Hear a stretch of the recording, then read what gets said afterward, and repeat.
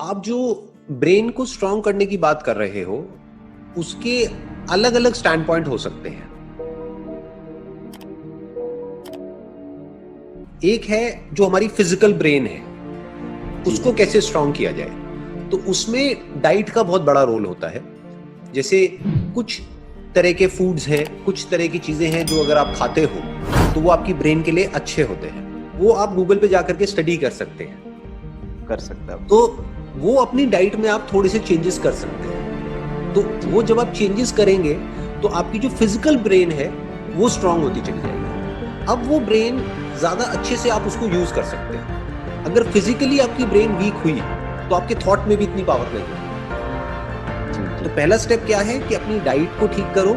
आपको जो न्यूट्रिशन चाहिए आपकी बॉडी को, और ब्रेन ऐसा नहीं है इन आइसोलेशन है, यानी ये नहीं है कि ब्रेन अलग है और बॉडी अलग है।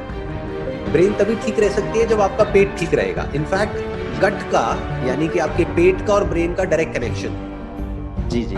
आयुर्वेदा में यही खास बात है। आयुर्वेदा में कहा जाता है कि हर बीमारी का जो जड़ है वो पेट है, ना कि ब्रेन है। क्यों? क्योंकि ब्रेन को जो भी चाहिए, जो भी न्यूट्रिशन चाहिए, जो भी कुछ चाहिए, जो भी केमिकल्स चाहिए सही से ऑपरेट करने के लिए, वो सब प्रोड्यूस कहाँ होते हैं? अल्टीमेटली हमारे गट में होते हैं। राइट? जी जी। हमारा स्टमक ही है ना जो फूड को एनर्जी न्यूट्रिशन में, एनर्जी में कन्वर्ट करता है। अगर पेट ठीक है तो सब ठीक है, जी ब्रेन ठीक काम करेगी। अगर पेट गड़बड़ है तो इसका मतलब ब्रेन में गड़बड़ है, क्योंकि ब्रेन की गड़बड़ को आप डायरेक्टली नहीं पकड़ सकते। तो उसको कैसे ठीक करना है? अपनी डाइट के लेवल पे ठीक कर सकते हो।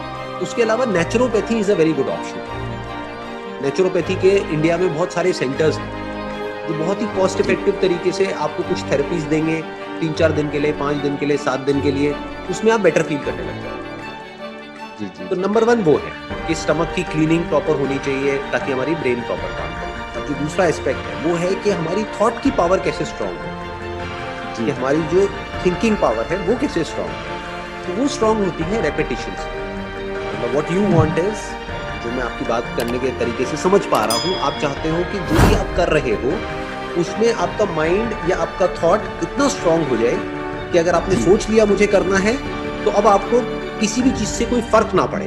आसपास में जो भी कोई कुछ कह रहा है उससे आपको फर्क ना पड़े। राइट? फर्क ना पड़े। राइट, यही आप चाहते हैं, है ना? हाँ। तो अब ये कैसे पॉसिबल हो पाएगा? इसका जो तरीका है वो है रेपिटेशन। कि जिस भी तरह की बातों को आप अपने माइंड में रिपीट करते चले जाओगे वो पक्की होती चली जाएगी। इसीलिए इंडिया में एक कहावत है जो आपके भी घर में चलती होगी, जो बोलते हैं कि शुभ शुभ बोलो। सुनी होगी आपने, है ना? जी जी। कि मुंह से उल्टी सीधी बातें मत निकालो। जी। क्यों बोलते हैं? इसीलिए बोलते हैं जो बात मैं आपको कह रहा हूं। क्योंकि अगर आप कुछ उल्टा बोलोगे, चाहे अपने मुंह से बोलोगे, चाहे अपने अंदर ही अंदर अपने आप को बोलोगे, तो धीरे धीरे वो पक्का होता चला जाएगा। एक आध बार बोलने से कोई फर्क नहीं पड़ता है। एक आध बार आप कुछ भी उल्टा बोल दो कोई फर्क नहीं पड़ता है। एक आध बार कुछ भी अच्छा बोल दो कोई फर्क नहीं पड़ता है। क्योंकि अगर 1-2 बार बोलने से हो जाता तब तो आप सीधा ये बोलो ना कि भाई मैं दुनिया का सबसे अमीर आदमी हो जाऊंगा। जरूरत ही क्या है पढ़ने की, कोई एंट्रेंस की तैयारी करने की, कुछ भी करने की? सीधा बोल दो 1-2 बार, सच हो जाएगा। बट ऐसा होता नहीं है। बट अगर इसी बात को आप बार बार बोलते रहोगे तो धीरे धीरे आपके एक्शंस चेंज होने लग जाएंगे। धीरे धीरे आपका ये जो थॉट है ये पक्का होता चला जाएगा जी, और आप उस डायरेक्शन में भागने लग जाओगे। अब आपको सक्सेस मिलेगी या नहीं मिलेगी वो और फैक्टर्स पे डिपेंड करता है, लेकिन एटलीस्ट आप एक्शन लेना शुरू कर दोगे। जी, आप समझ गए? तो अब इसको पक्का कैसे करते हैं? रेपिटेशन से। तो जो भी आप चाहते हो, आप जिस भी तरीके से अपनी लाइफ को देखते हो आने वाले 5 साल बाद, 10 साल बाद, उसको आप रिपीट कर सकते हो अपने माइंड के अंदर। तो अब वो धीरे धीरे चीज पक्की होती चली जाएगी। अब यहाँ पे एक चीज आपको ध्यान में रखनी है, जो लोग गलती कर जाते हैं, वो है कि आपको जो भी आप चाहते हो उसके आउटकम के बारे में नहीं सोचना है। ये नहीं सोचना है कि जो होगा, क्योंकि वो आपके हाथ में नहीं है। राइट? ये नहीं बैठ करके इमेजिन करना है कि मेरा ये एंट्रेंस है वो क्रैक हो जाएगा। क्योंकि अगर आप इमेजिन करते गए तो उसमें प्रॉब्लम क्या है कि अगर 1% नहीं हुआ आपका तो आप अंदर से पूरी तरह से टूट जाओगे। राइट? तो अब अगर सोचना है तो क्या सोचना है? बैठ करके अपने किस थॉट को पक्का करना है कि मेरी तैयारी पूरी है। अब होगा नहीं होगा वो मेरे हाथ में नहीं है। तो अपने आप को क्या बोलना है बार बार कि मेरी तैयारी कमाल की चल रही है, मेरी प्रिपरेशन अच्छी हो रही है। इसको तैयारी को करने के लिए जितनी भी बुक्स पढ़नी चाहिए वो सब मैंने पढ़ ली है। जो भी सिलेबस कंप्लीट करना है वो सब मैंने कर लिया है। मेरी तरफ से कोई कसर नहीं है। अब होना ना होना वो तेरे हाथ में है। अब वो तेरे हाथ में कौन? वो भगवान हो सकता है, भगवान, कोई भी जिसको भी आप मानते हैं, राइट? वो तेरे हाथ में है।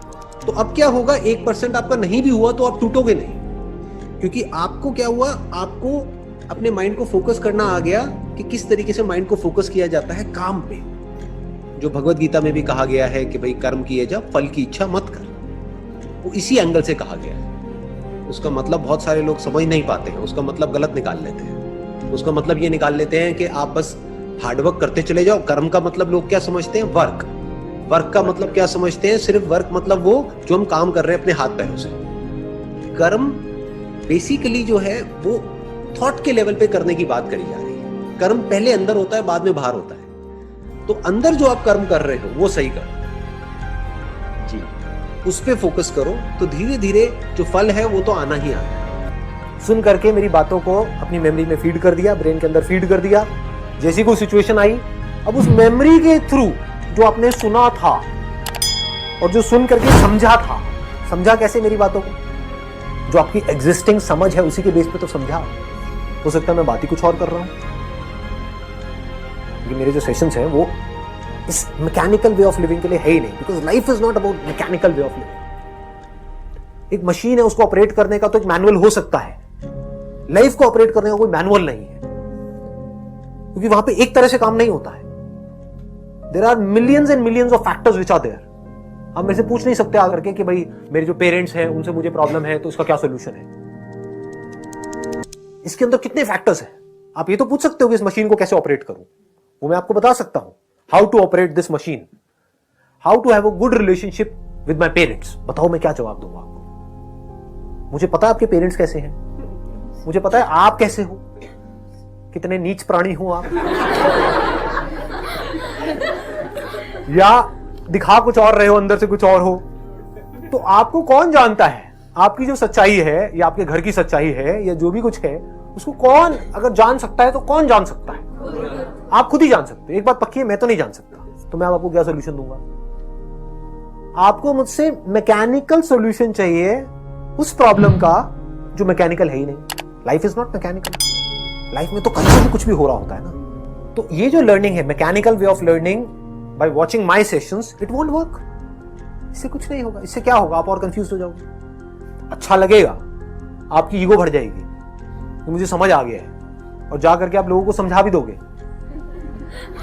समझ है ना? मतलब ज्ञान बांटने में कोई टैक्स थोड़ी लगता है। कोई आएगा तो भाई आपने तो मेरे इतने सेशंस देख लिए हैं, उन्होंने कुछ भी नहीं देखे हैं, तो आप जा करके वो जो भी आपके अंदर फीडेड है वो सब जा करके चेप दोगे।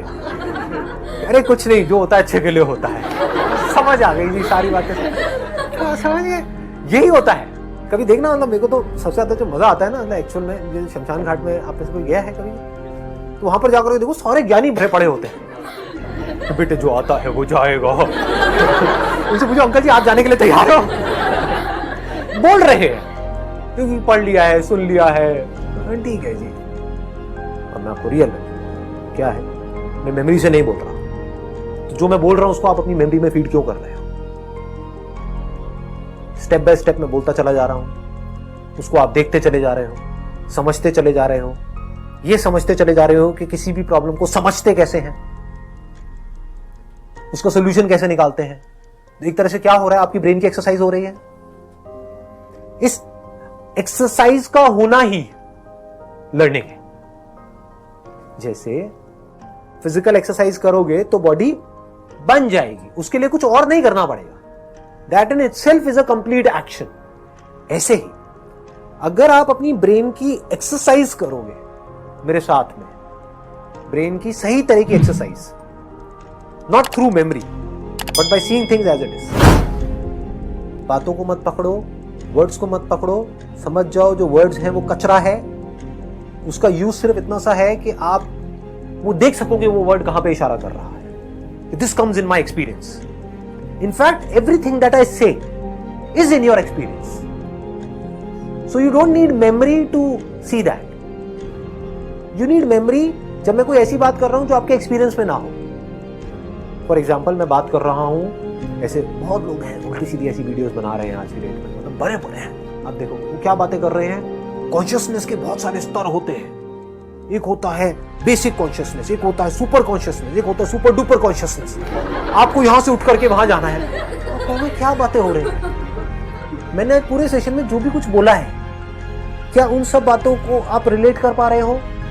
रियलिटी से इसको सीखना बोलते हैं। अब रिलेट करो और उसको छोड़ दो। जो भी सेशन में बातें हुई हैं सब कुछ छोड़ दो, उसको मेमोरी में फीड करने की जरूरत नहीं। आपकी ब्रेन स्ट्रांग हो गई है, आपकी ब्रेन की एक्सरसाइज हो गई है, अगर इस तरह से स्टेप बाय स्टेप आपने देख लिया।